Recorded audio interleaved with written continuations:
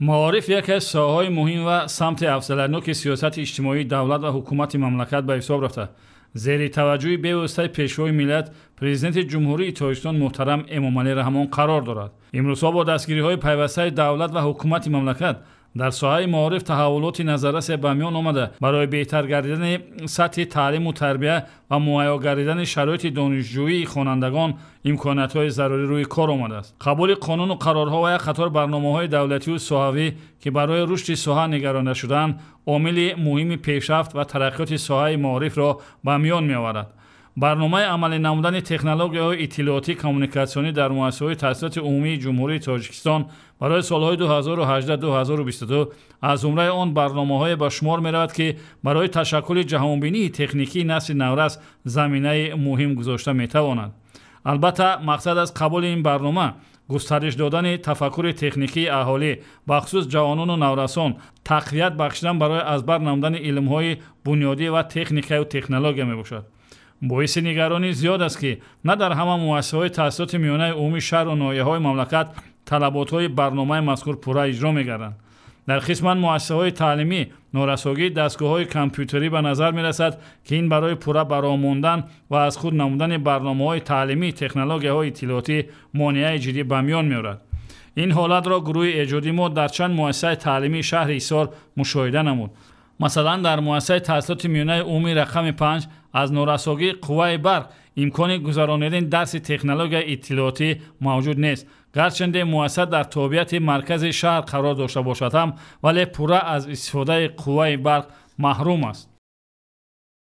در مؤسسه هست دو تا کابینت اینفرماتیکا وجود دارد، تکنولوژی اطلاعاتی، انا کابینت لینگافونی داریم، لیکن بنابر سبب نبودن برق به طور عملی نمیگذرد. 97-98% کامپیوتر هستند، فعالیت میکنند، همیشه تعمیر کردیم همه‌اش. مادامی که برق نیست پس خوانندگان چگونه است واسطه‌های کامپیوتری استفاده می‌کنند؟ از تئوریا استفاده می‌برند. حاضر برای اینکه برق نیست درس‌های عملی نیست. برای نبودن برق شما کجا مراجعه؟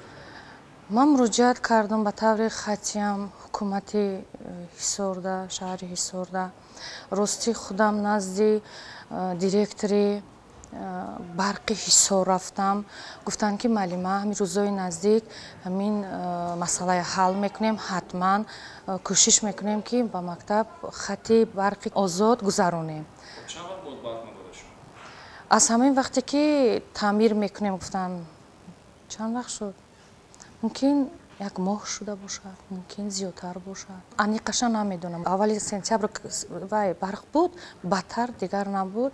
این منظره ها را دیده کس به اندیشه می‌رود که نخود مسئولین مقامات اجرایی حکومت دولتی شهر ایسار نسبت به اجرای برنامه دولتی عملی نمودن تکنولوژی اطلاعاتی کمیونیکاسیونی در مؤسسه‌های تحصیلات عمومی جمهوری تاجیکستان برای سالهای 2018-2022 که از جانب حکومت جمهوری به تصویب رسیده است چنین بی‌اعتنایی ظاهر نمایند. مگر با یک خط برقی آزاد و یک دستگاه برقی به اصطلاح گنراتور تامین نمودن مؤسسه تعلیمی اینقدر کار دشوار است که مقامات اجرایی حکومت دولتی شهر از عهده اجرای آن برآمده نمیتواند؟ آیا با وعده خشک و خالی میتوان مشکلات بی‌برقی مؤسسه را تامین نمود؟ چنان فرمودن خواجه گندم وعده کرد و نیمی جو حاصل نشد.